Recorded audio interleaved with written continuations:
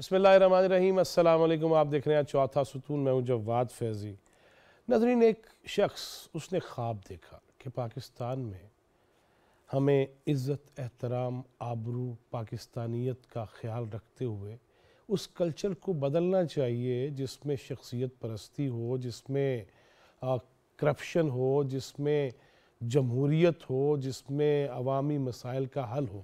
اس نے خواب دیکھا اور اس نے پھر ایک ایسے شخص کو جسے سمجھا کہ طلسماتی ہے، لوگ کھنچتے چلے جاتے ہیں، وہ اس کا ہو کے رہ گیا۔ اپنا گھر بھی، اپنا باہر بھی، اپنا سونا بھی، جاگنا بھی اس نے قربان کر دیا۔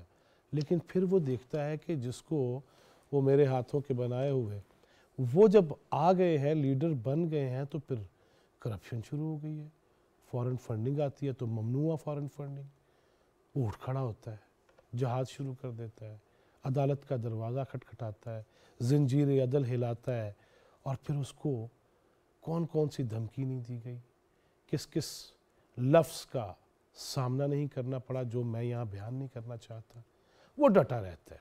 آخر کار ایک وقت وہ بھی آ جاتا ہے کہ گزشتہ روز سپریم کورٹ آف پاکستان میں جب پی ٹی آئی کے انٹرا پارٹی الیکشن کی بات آتی ہے، انہیں غیر شفاف قرار دے دیا جاتا ہے، ولے کا نشان بھی واپس لے لیا جاتا ہے، تو وہ باہر نکلتا ہے تو وہ عبدالقیوم صدیقی کے مطابق کہ وہ ایک آیا تھا، کہہ دینا اکبر ایس بابر آیا تھا، وہ میرے پاس بھی آ گیا ہے۔ اکبر ایس بابر صاحب، السلام علیکم۔ وعلیکم السلام۔ کچھ ہو گیا، لالیاں تو ویسے آپ کی پہلے بھی پکتی ہیں، لیکن یہ سب کچھ جذبہ، کھڑے رہنا، ڈٹے رہنا، اڑے رہنا، یہ تو ہم نے دیکھ لیا، اور آپ مسلسل چوتھا ستون میں آتے رہے، 2014 سے آپ آ رہے ہیں۔ مستقبل کیا ہے؟ بسم اللہ الرحمن الرحیم۔ سب سے پہلے تو بہت بہت شکریہ جو آپ نے تعارف کرایا۔ شاید میں اس کا لائق نہیں ہوں، لیکن ظاہر ہے نہیں، مجھے ماں جی یاد آتے ہیں، سچی بات ہے نا، آپ کو پتہ ہے ان کی دعائیں نا، بے شک ان کی دعاؤں کے بغیر تو ہماری کوئی حیثیت ہی نہیں ہے، ہم کہیں بھی نہیں پہنچ سکتے تھے۔ تو اور اللہ ان کی دعائیں قائم رکھے، کیونکہ اب روز بروز امتحان بڑھتا جا رہا ہے، یعنی جتنی زیادہ آپ کو اور آپ کا میسج جو ہے زیادہ جاتا ہے اور لوگ آپ کی طرف دیکھتے ہیں، تو میں اس کو ایک ذمہ داری کا احساس بڑھتا ہے کہ اب زیادہ ذمہ داری ہے کہ اب ہاں، کیونکہ اب لوگ دیکھ رہے ہیں، تو جب آپ کو لوگ دیکھ رہے ہوتے ہیں اور متوجہ ہوتے ہیں تو پھر آپ نے ان کو صحیح سمت میں لے کے جانا ہوتا ہے، تو یہ بڑی ذمہ داری ہوتی ہے۔ تو لیکن بہر صورت یہ ایک تو شاید تربیت بھی ایسی ہو گئی کہ ہم نے جب پی ٹی آئی بنائی بڑا مشکل وقت گزارا، جب ٹانگا پارٹی کہتے تھے، تو وہ بڑے عرصے ہم کر کے اس سے تربیت ہوئی، لیکن اس وقت بھی کبھی شک نہیں تھا کہ وہ جو ہے ہم ایک دفعہ لوگوں کی توجہ کا مرکز بنیں گے۔ جب عمران میری گاڑی میں کہتا تھا کہ میری پوری پارٹی تیری گاڑی میں آ جاتی ہے، کیونکہ روزانہ میں ان کو پک کر کے ہم دفتر جاتے تھے، اور اکثر بیٹھے ہوتے تھے کمرے میں، 4 لوگ بیٹھے ہیں، کہتے ہیں بس اتنی میری پارٹی ہے، لیکن وہ ایک کنوکشن تھی، وہ کبھی بھی نہیں متزلزل ہوئی کہ ایک وقت آئے گا کہ لوگ ہماری طرف، لیکن ہم نے غیر متزلزل نہیں ہونا، ہم اس راستے پہ۔ لیکن انفارچونیٹلی اس کے بعد جو ہوا وہ سب کو پتہ ہے کہ اس کی ایک تاریخ ہے۔ تو وہی چیز وہ پھر اس سے بڑی سٹرگل میں کام آئی کہ جب مجھے یہ جنگ باہر کی بجائے اپنے گھر میں یعنی اپنی جماعت میں لڑنی پڑ گئی، وہ زیادہ مشکل ہے، اور وہ جو گمراہی کا عمل تھا وہ پارٹی میں بڑھتا ہی گیا، کہ اقتدار مل گیا، بہت ساری اور قوتیں ان کے ساتھ مل گئیں، اور یعنی میں ہمیشہ اس کو اس طرح ایکسپلین کرتا تھا کہ ایک طرف آپ کی جب پاپولیرٹی بڑھ رہی ہو اور آپ کا پولیٹیکل موریلٹی کمپس جو ہے نیچے جا رہا ہو، تو وہ پھر آپ یو لوز، وہ تو کیا بڑھ رہا ہے نا، بڑھ رہا ہے وہ تو آپ تو اوپر جا رہے ہیں، آپ تو کہتے ہیں مجھے تو ضرورت ہی نہیں ہے، لیکن یہ وہی ہے کہ جس طرح اللہ کی رسی ہوتی ہے، ڈھیل دیتا ہے، ڈھیتا ہے، جب کھینچتا ہے تو آپ کو پتہ نہیں چلتا، جب آپ اللہ کی گرفت میں آ جاتے ہیں تو یہ ہمیشہ سوچنا چاہیے، کوئی بھی سامنے آئے لیڈر بنے جس کی پذیرائی ہو، ہمیشہ پیر زمین پہ رکھنے چاہیے، ہمیشہ اپنے آپ کو ایک ہم دنیا میں ہماری کوئی حیثیت نہیں انسان کی، ہم ذرے برابر بھی نہیں ہے، شاید اب آئے ہیں کل ہم چلے جائیں گے، ہم تو اپنے آخری چیپٹر میں ہیں، مطلب عمران مجھ سے 5 سال بڑا ہے، میں بھی اس فیز میں گزر ہوں، آج ہوں کل نہیں ہوں، تو ہمیں یہ چیزیں ہمیشہ سامنے رکھنی چاہیے کہ بھئی، تو اس لیے ایک تربیت بھی ہو گئی تھی۔ تو اب یہ جب معاملہ چلا ہے، اس میں وہی چیز پہ اس نے سسٹین کی، اب یہ تخم میں بن گیا ہے کہ ہم نے سٹرگل کرنا ہے، ہم نے فائٹ کرنا ہے، ہم نے مقابلہ کرنا ہے، ہم نے یہ نہیں دیکھنا کہ اس کا نتیجہ کب نکلے گا. ہم نے یہ اسٹرگل جاری رکھنا. اب وہ اسٹرگل کیا ہے؟ اسٹرگل یہی تھی پہلے دن سے اور آج بھی کہ ہم نے پاکستان تحریک انصاف کو ایک ماڈل جماعت بنانی ہے. ہم نے اس کو ایک ادارہ بنانا ہے. ہمارا جو نظام ہے یہ مغربی جمہوریت کے ماڈل پہ، ویسٹ منسٹر پالیٹکس پہ چلتا ہے. لیکن ہم اس کو جس طرح طوطا نہیں ہوتا، ہم طوطے کی طرح اس کو فالو کرتے ہیں عملی طور پہ، ہم رسم کے طور پہ اس کو پورا کرتے ہیں. مطلب ہمارے یہاں دیکھیں نا، انٹرا پارٹی الیکشنز کا کانسیپٹ ہی نہیں تھا. یہ بھی ایک بہت بڑی میں سمجھتا ہوں کہ کامیابی ہے. نتیجہ تو نکلا جو نکلا سپریم اور باقیوں کو بھی سمجھ آ گئی. دیکھیے یہ سب سے میں سمجھتا ہوں کہ پاکستان کی تاریخ میں پہلی دفعہ ایک میس اسکیل پہ لوگوں کو پتہ چلا کہ انٹرا پارٹی الیکشن کیا ہے، اس کی اہمیت کیا ہے، اگر آپ صحیح نہیں کرائیں گے اس کے کیا نتائج نکل سکتے ہیں، اور اس کی اہمیت سیاسی طور پہ کیا ہے کہ جماعتیں افراد کی ملکیت نہیں ہوتی ہیں، یہ پروپرائٹرشپ نہیں ہے، یہ کوئی پرائیویٹ لمیٹڈ کمپنی نہیں ہے. آپ اندازہ لگائیں کہ پی ٹی آئی کے وکیل الیکشن کمیشن میں کھڑے ہو کے کہتے ہیں P T I is a private entity. وہ کہتے ہیں کہ جی اس کا الیکشن جو ہے وہ لاہور جمخانہ کلب کے الیکشن سے مشابہت ان کو دی. تو یہ جو مائنڈ سیٹ ہے کہ یہ ایک ایلیٹسٹ کلب ہے سیاسی جماعت، اس میں اگر اس کلب کا حصہ بن گیا ہوں تو اب میں کس کو کوآپٹ کرتا ہوں نہیں کرتا ہوں یہ میرا فیصلہ ہے. میں نے لوگوں کو آ کے تقریریں کرنی ہے، ان سے جلسے جلوس کروانے ہیں، اقتدار کے لیے ان کو استعمال کرنا ہے، ان کے خاندان برباد ہو جائے، فنڈ ریزنگ کرنی ہے، اور اس کو پھر اپنی جہاں پہ وہ کرتے ہیں فنڈ ریزنگ جہاں استعمال ہوتی ہے. اچھا ویسے اکبر بابر صاحب یہ بتائیے گا کہ اب سٹیٹس کیا ہے؟ اب وہ بلہ بھی واپس ہو گیا، وہ غیر شفاف بھی قرار دے دیے گئے، اسی بیس پہ سب کچھ ہوا. جی بالکل. اب کیا سٹیٹس ہے؟ کون سربراہ ہے؟ تنظیم کیا ہے؟ اب ہوگا کیا؟ مستقبل میں کیا ہوگا؟ اس وقت تو جو پاکستان تحریک انصاف ہے وہ میرے خیال میں تو جس طرح ہوا میں معلق ہے. جو بھی قیادت دعویٰ کرتا ہے کہ میں اس کا یہ عہدہ ہے میرے پاس، وہ غیر قانونی ہے، مکمل طور پہ غیر قانونی ہے. اور وہ کسی قسم کا کوئی کسی کے پاس عہدہ نہیں ہے، کیونکہ جب آپ نے ان کے نہ کوئی چیئرمین، نہ سیکٹری، نہ چیئرمین، نہ کچھ بھی نہیں. مطلب کوئی با اختیار مجاز ایسا پاکستان تحریک انصاف کا قانونی طور پہ کوئی نہیں ہے. ہاں سیاسی طور پہ آپ کہہ سکتے ہیں جیسے ہم فاؤنڈنگ میں پریزیڈنٹ تھا پی ٹی آئی بلوچستان کا، فاؤنڈنگ ممبر تھا، اسی طرح فاؤنڈنگ چیئرمین ہے، وہ تو فاؤنڈنگ تو رہیں گے، اس حوالے سے وہ ایک پولیٹیکل وہ تو رہے گا کہ وہ لیکن لیگلی اب جب تک وہ ایک شفاف الیکشن نہیں کراتے، جو کہ الیکشن کمیشن اور قوانین کو اب وہ عمل ظاہر ہے ابھی تو نیشنل الیکشنز ہیں، اس کے بعد یہ عمل ہوگا، لیکن جب بھی ہوگا تو اس میں ہم اس پہ بھی نظر رکھیں گے، کیونکہ اس پہ بھی ہم دیکھیں گے کہ جی کیا ورکرز کی بنیادی آئینی حقوق کا تحفظ کیا گیا کہ نہیں کیا. دیکھیے یہ بڑی اہم چیز ہے intra party election. Intra party election جو ہے، اب جیسے میں بات کرتا برطانیہ کا جو سسٹم وہ فالو کرتے ہیں، آپ کو پتہ ہے کہ پچھلے دنوں برطانیہ کے کچھ سالوں سے کئی وزیر اعظم بدلے، اپنی جماعت نے بدلے. آپ سوچ سکتے ہیں پاکستان میں جو جماعتوں میں جو بیٹھے ہوئے ہیں عہدیدار، وہ اچھا وقت ہو برا وقت ہو، اقتدار ہو یا باہر ہو، وہی ہیں، وہی خاندان ہیں، ان کی اولادیں ہیں، ان کے آگے چشم و چراغ ہیں، اور جس پارٹی کو بس وہ کہتے ہیں یہ پروپرائٹرشپ اس کو کہتے ہیں، یہ پبلک انٹرپرائز نہیں ہوتی، یہ پبلک ایک اینٹیٹی ہے سیاسی جماعت، جس میں رولز ہوتے ہیں، جس میں قوانین ہوتے ہیں، جس کو ہمارا آئین تحفظ دیتا ہے. آپ نے اس پہ عمل کرنا ہے، آپ نے سے اس کو ایک سیڑھی کے طور پہ نہیں استعمال کرنا اقتدار کی. یہ ہے بنیاد جمہوریت کی.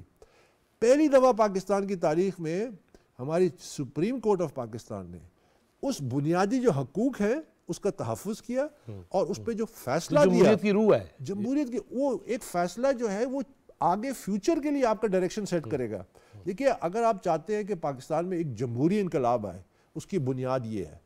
اب جب تفصیلی فیصلہ آئے گا تو اس میں باقی سیاسی جماعتوں کے حوالے سے بھی پورا ایک معاملہ سامنے آ جائے گا کہ جی یہ ضروری ہے، یہ ضروری ہے، یہ کرنا چاہیے، اس کی اہمیت، قانونی کیا اہمیت ہے، آئینی کیا اہمیت ہے، جو الیکشن ایکٹ کیا کہتا ہے، یہ تمام پیرامیٹرز بڑے کلیئرلی ڈیفائن ہو جائیں گے. تو یہ جو دیکھیے ہمیں یہ سوچنا چاہیے کہ ہمیں اس فیصلے کی اس لیے بھی حمایت کرنی چاہیے، ایک تو یہ کہ مکمل طور پہ قانونی فیصلہ ہے، کسی قسم کی کوئی مسئلہ نہیں ہے. ویسے ایک بات بتائیں، جو یہ ٹرینڈ چلتے، پہلے آپ کے خلاف چلے، پھر فوج کے خلاف چلے، اب عدلیہ کے خلاف چل رہے ہیں، اس کو روکنے کے لیے کیا کرنا پڑے گا؟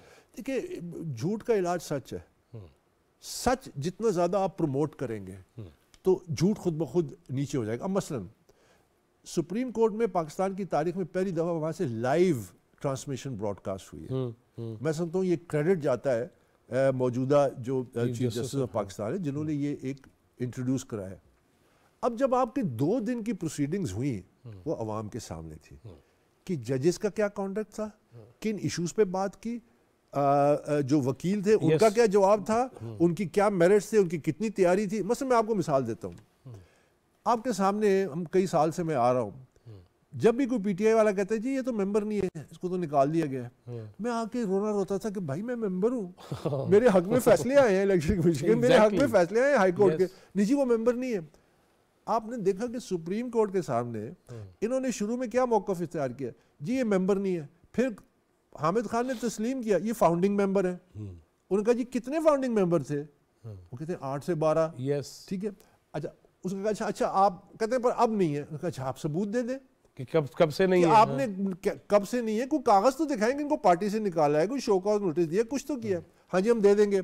پھر ڈیورنگ پروسیڈنگز پوچھا گیا, پھر کہتے ہیں جی ہم ان کو کاغذات نامزدگی دے دیتے انٹرا پارٹی الیکشن کے, لیکن انہوں نے 50,000 روپے نہیں دیے نامینیشن پیپر کے. بھائی اگر میں ممبر نہیں ہوں تو مجھ سے 50,000 روپے تو کیسے کہہ رہے ہو, ظاہر ہے کچھ بھی نہیں تھا, سب جھوٹ بول رہے تھے. ٹھیک. اچھا پھر اس کے بعد کہتے ہیں کہ انہوں نے پینل نہیں بنایا تھا, پھر اس کا کہتے ہیں نہیں یہ وقت پہ نہیں آئے تھے, آخر میں آ کے کچھ بھی نہیں دیا, یعنی کسی قسم کا کوئی کاغذ کا ٹکڑا نہیں دیا کہ بھئی یہ ممبر نہیں ہے.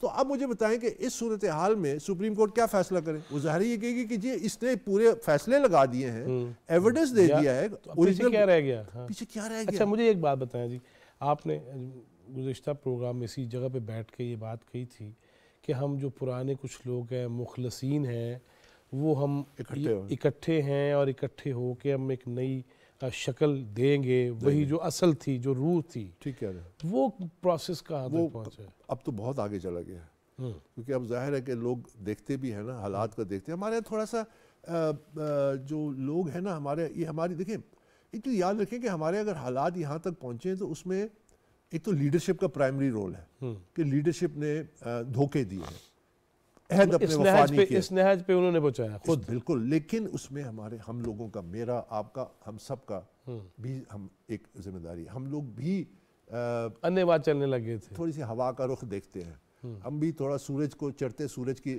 جاتے ہیں. تو ہمارے ہاں یہ ایک تو لوگوں کا یہ, ہماری سیاسی جماعت میں بھی لوگ دیکھتے تھے کہ اچھا اب یہ الیکشن آ رہے ہیں, شاید ہمیں ٹکٹ مل جائے. پھر جب ٹکٹ نہیں ملتا تو اس کے بعد پھر وہ ہو جاتے ہیں کہ نہیں یہ تو صحیح کہہ رہا تھا.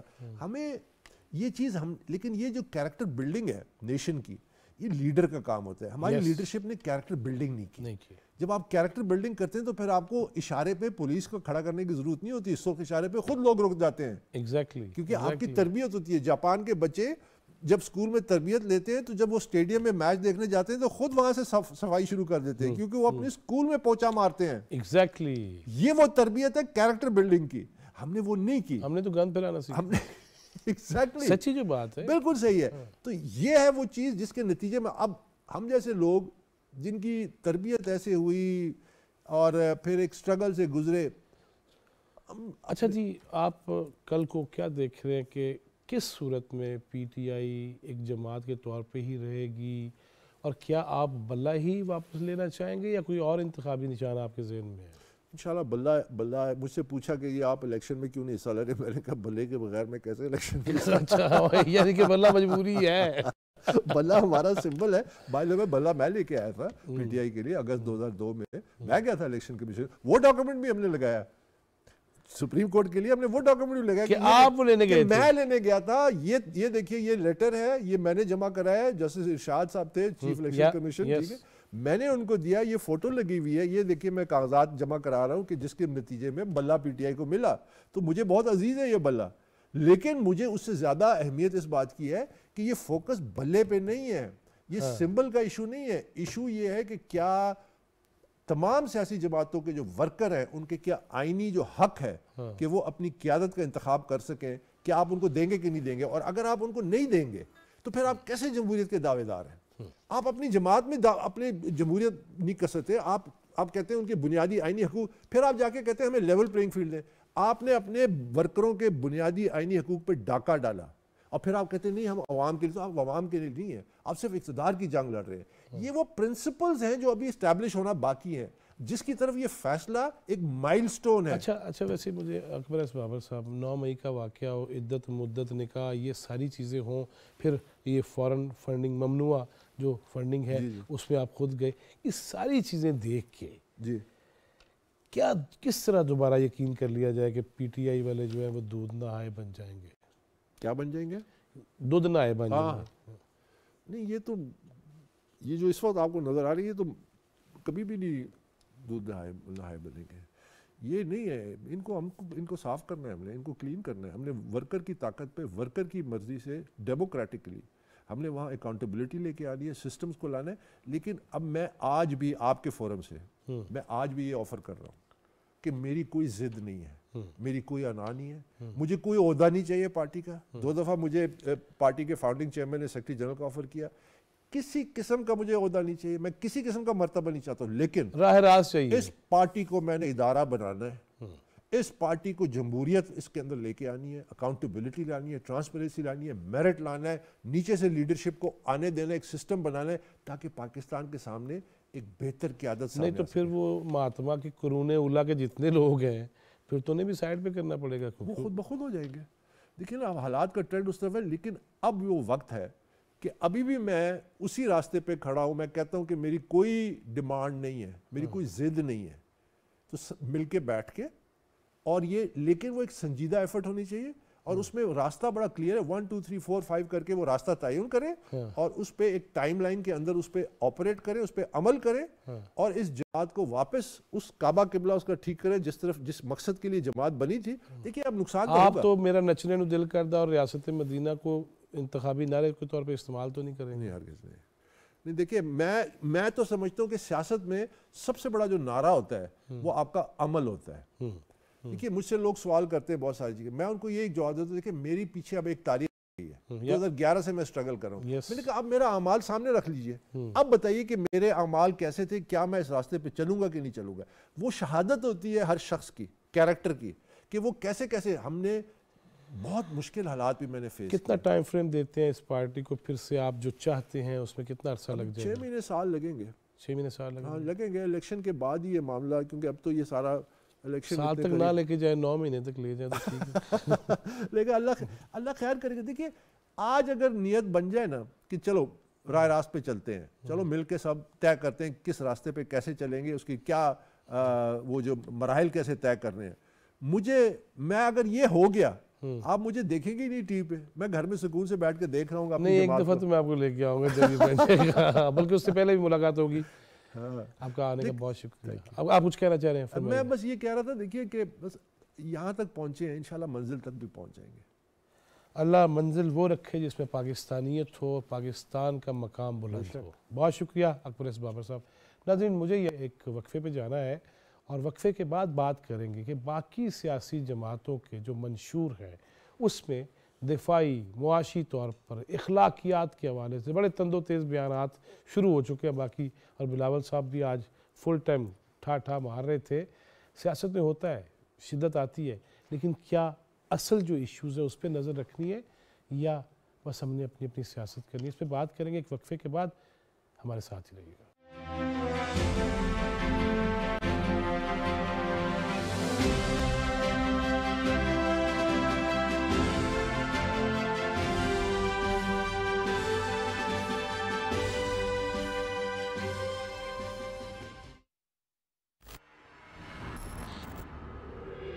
ہر شے پردے کے پیچھے چھپی ہے پاشا.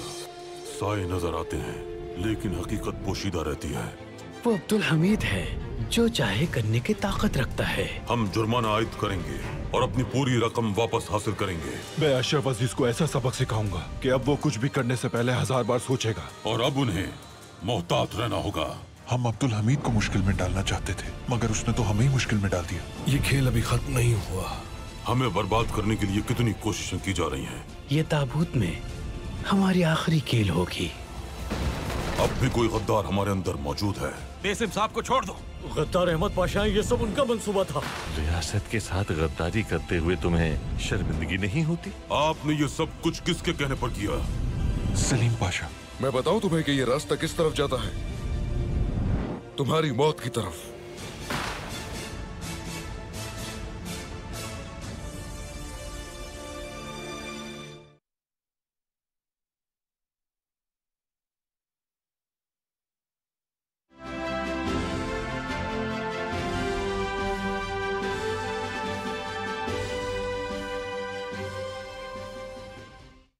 وقفے کے بعد ایک دفعہ پھر خوش آمدید. آپ دیکھ رہے ہیں چوتھا ستون. میں ہوں جواد فیضی. ناظرین، ہم نے پہلے بات کی جس طرح اکبر ایس بابر صاحب سے، وہی سوالات ہیں کہ پی ٹی آئی آخر اس نہج پہ پہنچی کیوں اور اس کا مستقبل کیا ہے. اور اس کے ساتھ ساتھ ہم جب یہ دیکھتے ہیں کہ سیاسی ماحول گرم ہے، بلاول بھٹو زرداری صاحب تنقیدی نشتر لگا رہے ہیں اور برسا رہے ہیں، اور اس کے ساتھ ساتھ ملک میں ہم جب یہ دیکھتے ہیں کہ 2021 کے بعد دہشت گردی کے واقعات میں اضافہ ہوا، تو اس کا سدباب کیا ہے؟ اور آیا سیاسی جماعتوں کے منشور میں کیا امن و امان کے قیام کے لیے، دہشت گردی سے نمٹنے کے لیے کچھ مندرجات ابھی تک پڑھے ہیں ہمارے دوستوں نے یا نہیں؟ میں تعارف کرا دیتا ہوں. سینئر صحافی تجزیہ کار جناب عامر غوری میرے ساتھ اسٹوڈیوز میں تشریف رکھتے ہیں. بہت شکریہ غوری صاحب آپ کے آنے کا. سینئر صحافی تجزیہ کار جناب رضوان الرحمان رضی، بہت شکریہ رضی صاحب آپ کے وقت دینے کا. اور سیدی مرشدی جناب سید حماد غزنوی، وہ بھی ہمارے ساتھ ہیں. بہت شکریہ حماد غزنوی صاحب آپ کے وقت کا بھی. عامر غوری صاحب، بلہ بھی نہیں رہا اور پھر یہ بھی کہہ دیا گیا انٹرا پارٹی صاف شفاف بھی نہیں تھے، سپریم کورٹ کا فیصلہ آ گیا.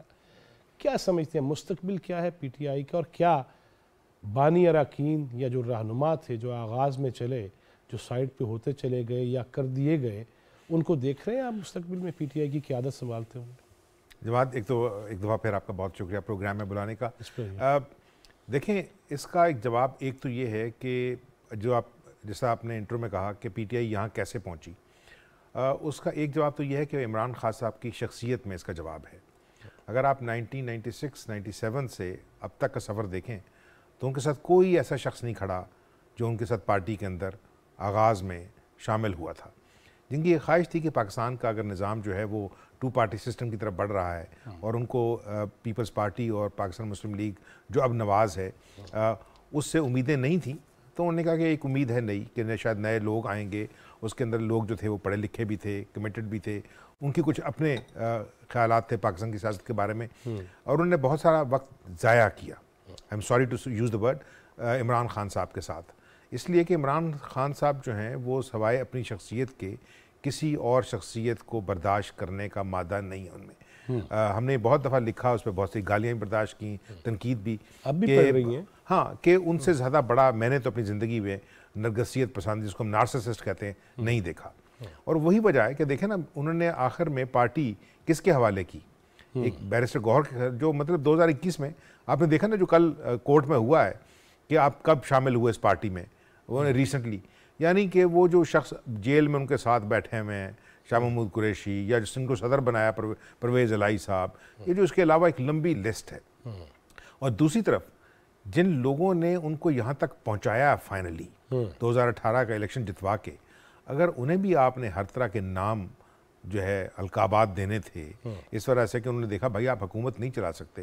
اور اس کی وجہ یہ ہے، دیکھیں اس کا جواب بھی جو ہے نا وہ میرے سے زیادہ بہتر شاید جو ہے وہ حماد دیں گے آپ کو، کہ اگر کرکٹ کی لینگویج استعمال کر لی جائے کہ دیکھیں اس آدمی کا جو پورا کریکٹر ہے نا، جب سے وہ فاسٹ بالر کے طور پہ پاکستان کی ٹیم میں آیا تھا، اس کا رول کیا ہوتا ہے کہ آپ کو ایک جو ہے وہ بال دی ہوئی ہے اپنی طاقت پہ، آپ پہلی بال سے میری وکٹیں گرانے کی کوشش کریں گے، ٹھیک ہے نا، اور آپ اس کے لیے ان سوئنگر ماریں گے، آؤٹ سوئنگر ماریں گے، باؤنسر ماریں گے، باڈی لینگویج بال کریں گے، یارکر ماریں گے. آپ کی کوشش کیا ہوگی کہ میں 3 بالیں نہ کھیل سکوں.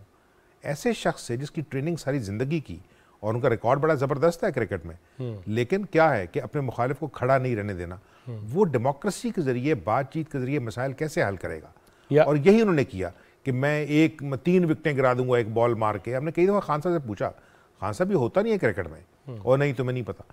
بھائی اگر فرض کیا اس شخص نے یہ جو کچھ ملا ہے اس کو، پاکستان کی تاریخ میں اس کا نام لکھا گیا ہے، لیکن جو کام میرا تو ساری زندگی کا جو ہمارے نچوڑ ہے کام کا، کہ جس شخص نے جو کام نہ کیا نا ہو اس کو وہ کام نہیں دینا چاہیے. رضوان رضی صاحب، آپ فرمائیے گا، کل بھی ہم بات کر رہے تھے کہ بلہ تو نہیں رہا، لیکن یہ اپنی ہی حرکتیں تھیں. اب وہ جس طرح ٹرینڈز چلائے جاتے ہیں، جس طرح عدلیہ مخالف باتیں بھی ہو رہی ہیں، پہلے فوج کے خلاف ہو رہی تھی، یہ سلسلہ تو پھر انہیں واپسی کے راستے نہیں دے سکے گا. دیکھیے ابھی بھی جو ہے اس ساری صورتحال کا، جیسے غوری صاحب نے فرمایا، اگر کوئی واحد شخص ذمہ دار ہے تو وہ بانی پی ٹی آئی کی ذات والا بابرکات خود ہے اور وہ اس نہج پہ لے کے آئے ہیں. اب باقی پارٹیوں کی ذرا تاریخ پہ تو جا کے نظر ڈالائیں.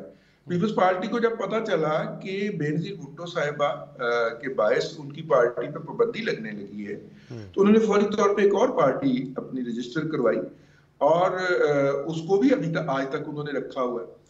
پی ایم ایل این کو جب پتا چلا کہ ان کے قائد جو ہیں وہ نہیں کر سکتے پارٹی کی نمائندگی یا پارٹی کی سربراہی تو انہوں نے بڑے طریقے کے ساتھ انتخابات جو ان کی پارٹی آئین کے اندر طریقہ کار درج ہے اس کے مطابق انتخابات کروائے اور جو تھا وہ نواز شریف صاحب کو ایک طرف کر دیا.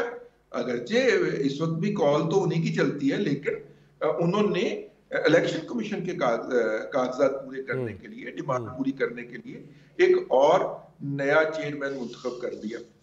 اب ہر بات کا تو آپ اعتراف کر رہے ہیں وہاں پہ, ہر جرم کا تو اعتراف کر رہے ہیں آپ وہاں پہ. آپ نے پارٹی الیکشن کروانے تھے نہیں کروائے, آپ نے ایکسٹینشن سیک کرنی تھی نہیں کروائی, 5 سال میں ایک دفعہ الیکشن ہونے چاہیے, آپ کے 5 سال سے زیادہ عرصہ ہو گیا ہے, آپ نے الیکشن منعقد نہیں کروائے. آپ مثال لے کے آ گئے اے این پی کی کہ جی انہیں آپ نے 20,000 کا جرمانہ کر کے لالٹین دے دی لیکن اے این پی کو الیکشن کروائے ہوئے بھی 5 سال کا عرصہ پورا نہیں ہوا, لہذا قانون کے مطابق ان کو جرمانہ کیا جا سکتا ہے لیکن ان کو انکار نہیں کیا جا سکتا الیکشن سمبل سے. آپ اب دوسری بات یہ ہے, آپ یہ بھی ثابت نہیں کر سکے کہ اکبر ایس بابر صاحب جو ہیں وہ پارٹی کے رکن نہیں ہیں.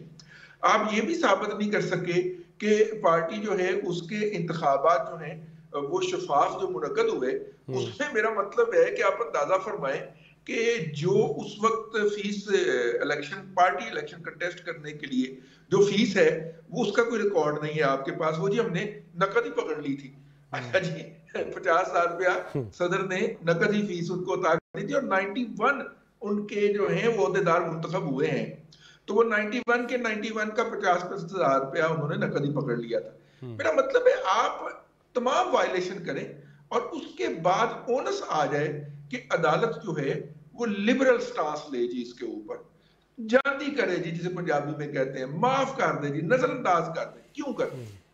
میرا مطلب ہے ساری ایک طرف وہ چیف جسٹس ہو اور نام کا حصہ بھی قاضی ہو, کیسے ممکن ہے؟ ہاں نہیں وہ کیوں نظر انداز کرتے, کوئی لاجک تو بتائیے, کوئی جسٹیفیکیشن تو دیجئے کہ وہ یہ ساری حماقتیں ہم کر کے آپ کے پاس آ گئے لیکن آپ اس کو نظر انداز کر دیجئے, معاف کر دیجئے.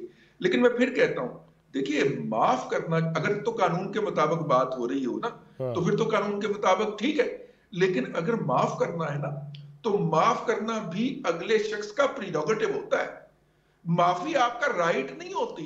یہ بات ذہن میں رکھیے گا, معافی دینا دوسرے کا حق ہوتا ہے کہ اگر وہ چاہے تو معافی دے دے, اگر وہ چاہے تو معافی نہ دے. لیکن آپ ان کے خلاف, ان کی فیملی کے خلاف باہر بیٹھ کے گالیاں دیں اور اندر بیٹھ کے آپ کہیں کہ جی آپ ہمیں معاف کر دیں, تو یہ معافی نہیں ہوتی, یہ بلیک میلنگ ہوتی ہے.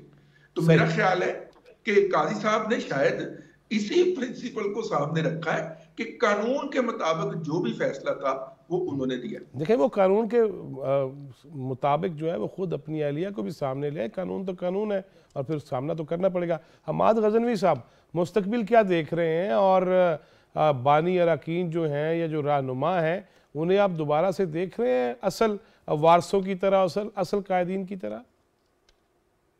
میں فی الحال تو منظر میں نہیں دیکھ رہا.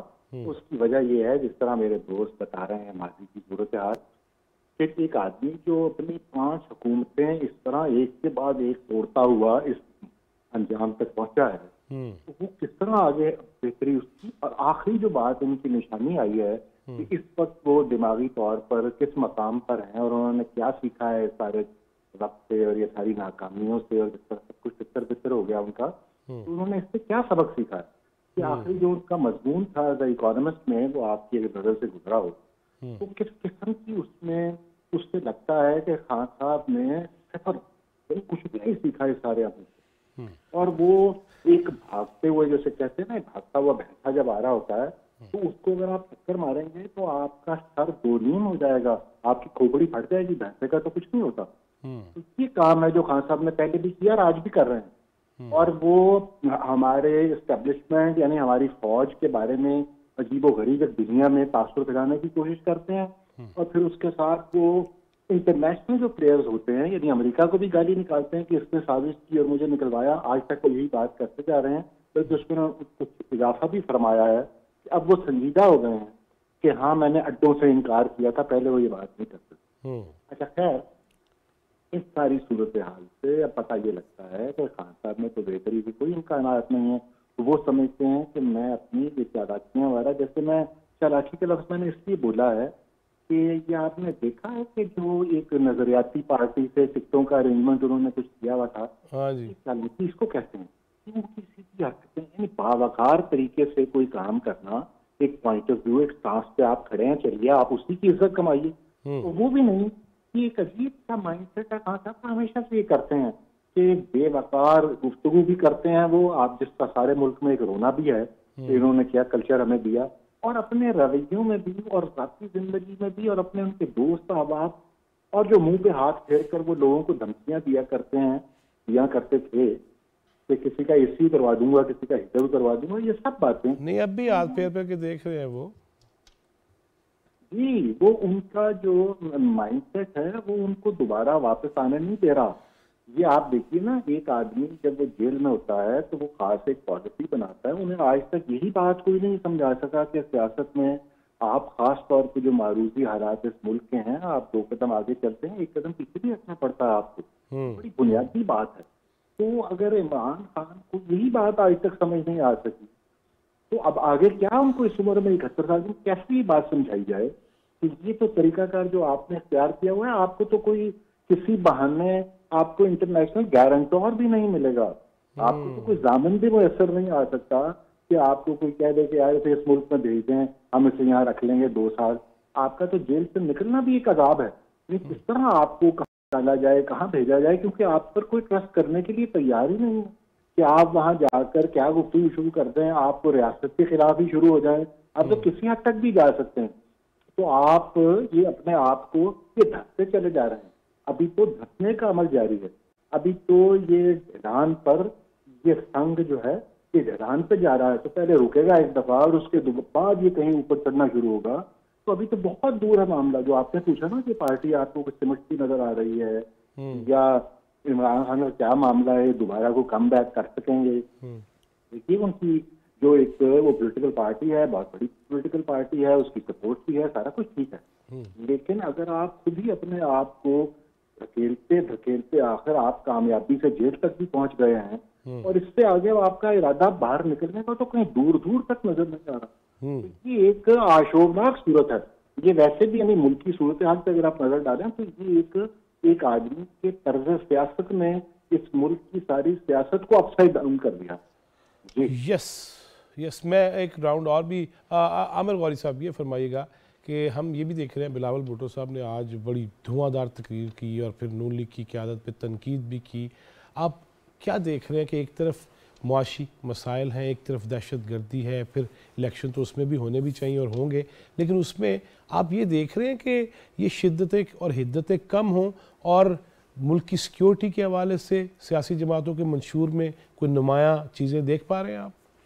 دیکھیں، ایک تو جو آپ نے پوچھا کہ بلاول صاحب جو جس طرح کی زبان استعمال کر رہے ہیں، میرا خیال ہے کہ سیاسی لیڈر جو ہیں وہ الیکشن سے پہلے تو اسی طرح کی زبان استعمال کرتے ہیں، وچ از سیڈ، لیکن میرا خیال ہے کہ پاکستان کے جو سیاستدان ہیں وہ جان بوجھ کے یہ کوشش نہیں کر رہے کہ پاکستان کے عوام کے اندر جو ان کو ایک طرح کی ذمہ داری تھی کہ ان کو تھوڑا بہت تعلیم یافتہ بنایا جائے سیاسی طور پہ، ٹھیک ہے نا، تو جو لینگویج ہے جہاں گئی ہے اس پہ میں کامنٹ نہیں کرنا چاہتا، لیکن انہیں یہ پتہ ہے کہ پیپلز پارٹی جو ہے وہ ماضی میں پاکستان کی ایک بہت بڑی پارٹی رہی ہے، لیکن اب جو حقیقت ہے وہ یہ ہے کہ وہ ایک سندھ کی پارٹی ہے جو دوسرے صوبوں کے اندر بھی پریزنس رکھتی ہے، لیکن پریزنس اتنی نہیں ہے کہ وہ اپنے بل کے اوپر پاکستان کی جو ہے سب سے بڑی پارٹی بن کے الیکشن جیت کے اور دوبارہ پاور میں آ سکے۔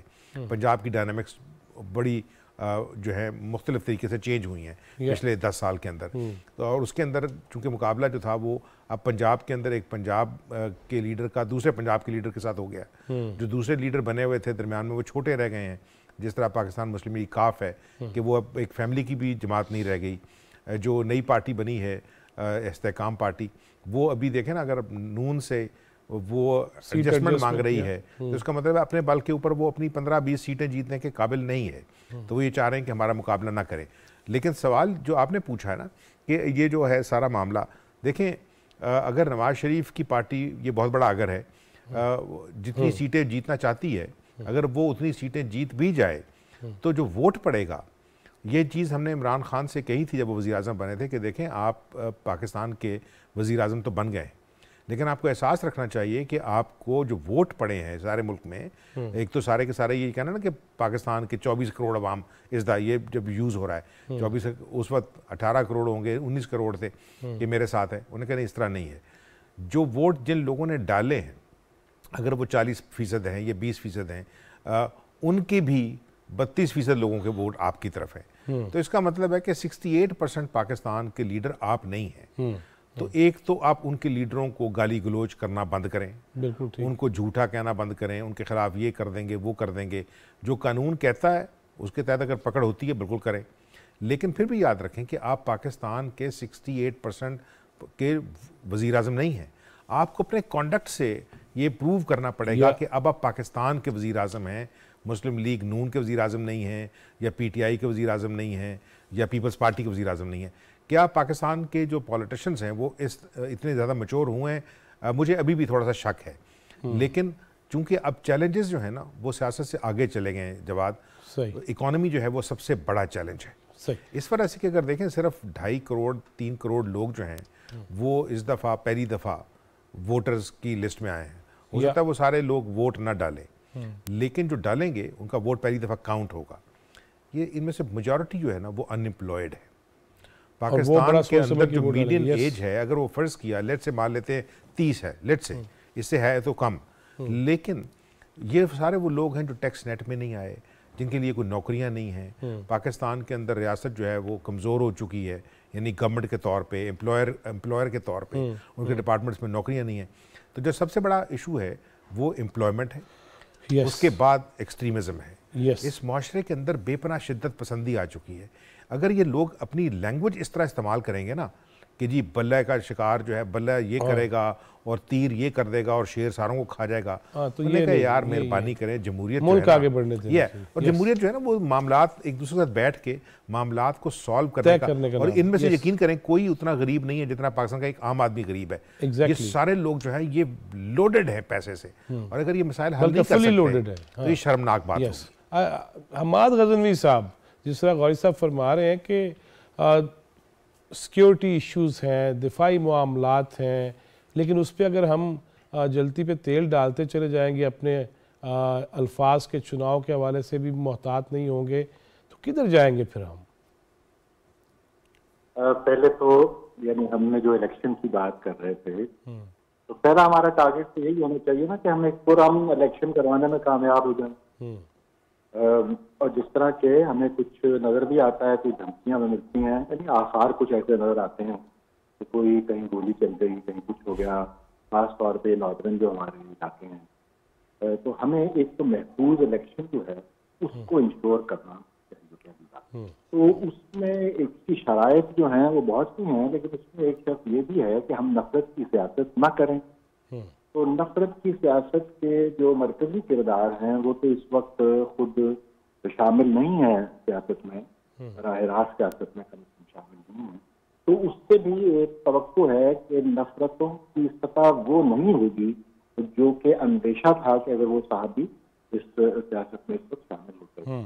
لیکن اس سے آگے اگر نظر ڈالیں تو میں 2-4 فکرے اس الیکشن کی آؤٹ کم کے حوالے سے بھی کرنا چاہتا ہوں کہ ہم کیا دیکھ رہے ہیں، کیا یہ پاکستان ایک مستحکم پاکستان کی طرف لے کر جائیں گے ہمیں الیکشن، کیونکہ ہم سب کی تمنا ہے، خواہش ہے کہ یہ الیکشن جو ہیں وہ ہمیں ایک پٹڑی پر چڑھا دیں اور ہم ایک رستے پر چلتے جائیں، اپنے معاشی مسائل حل کرنے کی طرف بڑھیں اور سیاسی طور پر ایک استحکام آئے جس سے کہ معاشی استحکام بنا ہوتا ہے۔ اب اس میں کچھ مسائل ہیں جن کو ہمیں بڑی دیانتداری سے اور سمجھداری سے حل کرنا ہوگا۔ مسائل کیا ہیں؟ دیکھیے بہت سے یہ لوگ اب جو پی ٹی آئی کے الیکشن لڑ رہے ہیں، کوئی چینک کے نشان پر، کوئی بینک کے نشان پر، مختلف نشانوں پر، تو یہ اب سارے آزاد لوگ تصور ہوں گے. اب جب اتنے بہت سے آزاد لوگ آ جاتے ہیں نا، تو ہم نے جو ماضی میں دیکھا ہے کہ جہاں جہاں آزاد لوگ اس طرح آتے ہیں تو جس کسی کی بھی خواہش ہوتی ہے نا ہنگ پارلیمنٹ کی، یعنی کسی وقت بھی ایک جمہوری حکومت کو چلتا کر دیا جائے، ان لوگوں کا کام نسبتاً آسان ہو جاتا ہے ہنگ پارلیمنٹ. یعنی آپ نے دیکھا ہوگا کہ پنجاب اسمبلی مثلاً 2018 کا الیکشن بہترین مثال ہو سکتی ہے کہ جب آزاد لوگ بہت سے آ گئے تھے جن کو آخری وقت میں کہا گیا تھا کہ آپ مسلم لیگ کی ٹکٹیں واپس کریں، یاد ہے نا آپ کو؟ تو بہت سے آزاد لوگ وہاں پر آ گئے تھے صدر پنجاب سے. تو ان سب کو اور باقی بھی جو لوگ تھے ان کو شامل کروا کر جہاں چاہا ہاتھ دیا اور اپنی مرضی کی حکومت بنا دی جاتی ہے. تو اس دفعہ یہ اندیشہ ہوگا اگر یہ شرارتی کوئی لوگ جو ہیں وہ اپنا عمل کرتے رہے اور کوشش کی گئی کہ ان پارٹیوں کے اندر آزاد لوگوں کو اس طرح تقسیم کر دیا جائے کہ ایک پیورلی ہنگ پارلیمنٹ وجود میں آ جائے جس کو کہ اپنی مرضی سے اس کی عمر کا تعین پھر کیا جا سکے، تو یہ بھی ایک خطرناک بات ہوگی. امید ہے کہ ایسا نہ ہو. آپ نے دیکھا تھا نہیں، امید ہے شاہ جی. پہلے بھی سیدی یہ کہا گیا تھا کہ نہیں غلطیوں کا اعتراف کر لے گا تھا. رضوان رضی صاحب ابھی احمد غزنوی صاحب نے جس طرح بات کی کہ آزاد آ گئے، یار یہ مجھے بتائیں کہ کل سے میں یہ بھی دیکھ رہا ہوں کہ کسی کو اگر جوتا نشان مل گیا یا بینگن مل گیا یا ویل چیئر مل گیا تو اس پہ بھی بڑی تنقید ہو رہی ہے کہ ساڑھنا لیا کی کیتا جی، نشان تو اچھے دے دینے چاہیے تھے. یہ نشان اپنی مرضی سے ملتے ہیں یا الیکشن کمیشن ہی دیتا ہے؟ دیکھیے آپشن دیتا ہے الیکشن کمیشن کا نمائندہ جو کہ ڈی سی او ہوتا ہے، ڈپٹی کمشنر آفیسر جو بھی اس کو کہہ لیں ضلع کا. لیکن ایک بات مجھے سمجھ نہیں آ رہی. دیکھیے ایک مجھے یہ نظر آ گیا ہے کہ یہ چھت جو ہے میرے مکان کی یا کمرے کی گرنے والی ہے، اس کے لیے جو حفاظتی اقدامات ہیں وہ کرنا میری ذمہ داری ہے. مجھے اس کو نیچے سے ٹیک بھی دینا ہوگی. اگر میں بیٹھ کے یہ کہوں کہ یہ جناب میری ذمہ داری نہیں ہے اور یہ ابا جی جنہوں نے یہ پیسے دیے تھے گھر بنانے کے لیے وہ آئیں اور وہ آ کے اس چھت کو ٹھیک کرے، میرا خیال ہے یہ زیادتی والی.